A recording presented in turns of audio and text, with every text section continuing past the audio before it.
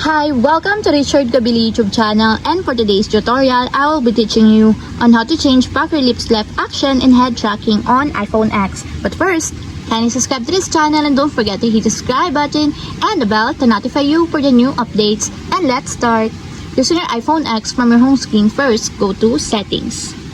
Then in the Settings, scroll down and find the Accessibility and then tap.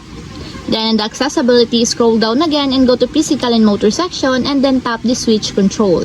Then in this part, in the Switch Control, scroll down and go to Point Scanning section and then tap the Head Tracking.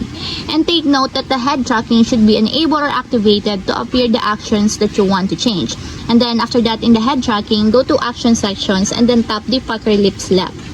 Then in the Pucker Lips Left, you can now change here the actions that you want to enable. For example, you want to enable the scanner menu, just tap it until there's a check mark on the side, just like this. And lastly, if you want to change your actions into App Switcher under the system, just tap it also until there's also a check mark on the side, just like this.